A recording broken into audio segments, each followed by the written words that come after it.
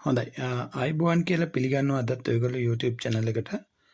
අද කතා කරන්න බලාපොරොත්තු වෙන්නේ ලෝකයේ මහද්වීප ගැන තමයි අද කතා කරන්න බලාපොරොත්තු වෙන්නේ. ඒකට ඔයගොල්ලෝ දන්නවා මහද්වීපයක් කියලා කියන්නේ ඊටා විශාල එක දිගට අඛණ්ඩ වීදන බොහෝ විට ජලයෙන් වෙන් වූ භූස්කන්ධයකට අපි කියනවා මහද්වීපයක් කියලා.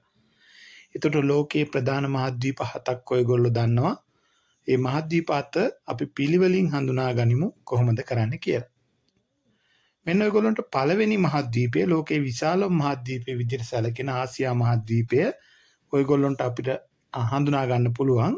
මේකදී ආසියා මහද්වීපයේ විශාලත්වය වර්ග කිලෝමීටර් මිලියන 43.6ක් පමණ වෙනවා.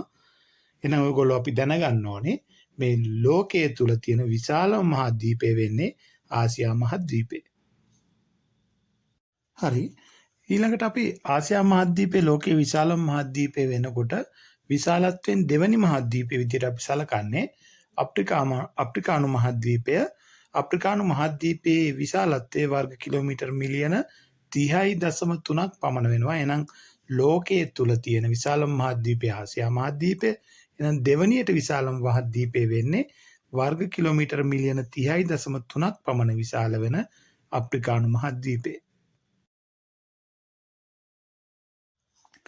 හරි, ඊළඟට අපි කතා කරන්න බලාපොරොත්තු වෙන්නේ අප්‍රිකා මහද්වීපයට පස්සේ විශාලත්වයෙන් තුන්වෙනි ස්ථානය ගන්නේ වර්ග කිලෝමීටර් මිලියන 25.3ක් පමණ විශාල වන උතුරු ඇමරිකා මහද්වීපය තමයි තුන්වෙනියට විශාලම මහද්වීපය විදිහට අපිට සලකන්න පුළුවන්නේ ලෝකයේ තුල. එහෙම නැත්නම් පෘථිවිය තුල තියෙන මහද්වීප වලින් තුන්වෙනියට විශාලම මහද්වීපය විදිහට අපිට සලකන්න පුළුවන්නේ උතුරු ඇමරිකානු මහද්වීපය. වර්ග කිලෝමීටර් මිලියන 25.3ක් පමණ විශාලත්වයෙන් යුක්ත.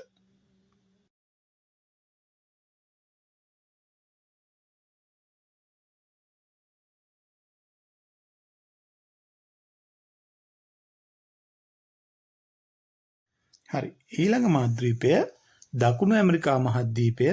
මෙම මහද්වීපයේ වර්ග කිලෝමීටර් මිලියන 17.8ක් පමණ විශාල වෙනවා. මෙම මහද්වීපයට හිමි වන්නේ ලෝකයේ තුල හතරවෙනි ස්ථානයේ, ඒ කියන්නේ විශාලත්වයෙන් හතරවෙනි ස්ථානය තමයි දකුණු ඇමරිකානු මහද්වීපය ගන්නේ ලෝකය තුල. හොඳයි, අපි ඊළඟ මහද්වීපය බලමු. ඊළඟ මහද්වීපය විදිහට සලකන්නේ ඇන්ටාර්ක්ටිකා මහද්වීපය. ඇන්ටාර්ක්ටිකා මහද්වීපයේ විශාලත්වය වර්ග කිලෝමීටර් මිලියන 14ක් පමණ විශාල වෙනවා. මේක අර අයිස් වලින් ගොඩක් වෙලාවට වැහිලා තියෙන මහද්වීපයක් විදිහට තමයි සලකන්නේ. හරි, පිළිවෙලින් 6 වෙනි ස්ථානයේ ඉන්න මහද්වීපය වෙන්නේ යුරෝපා මහද්වීපය.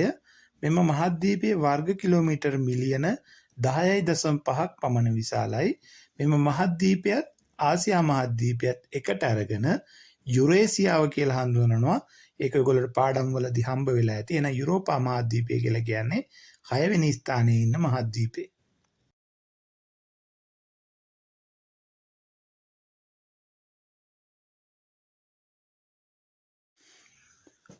ඊළඟ මහද්වීපය කුඩාම මහද්වීපය විදිහට සලකන ඕස්ට්‍රේලියා මහද්වීපය තමයි ඔයගොල්ලන්ට හඳුනා ගන්න ලැබෙන්නේ.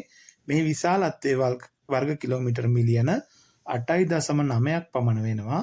එහෙනම් ඔයගොල්ලෝ දැන් දන්නවා ලෝකයේ මහද්වීප 7ක් තියෙනවා. මේ 7 විශාලත්වයේ අනුපිළිවෙලින් තමයි ඔයගොල්ලෝ අද හඳුනාගත්තේ.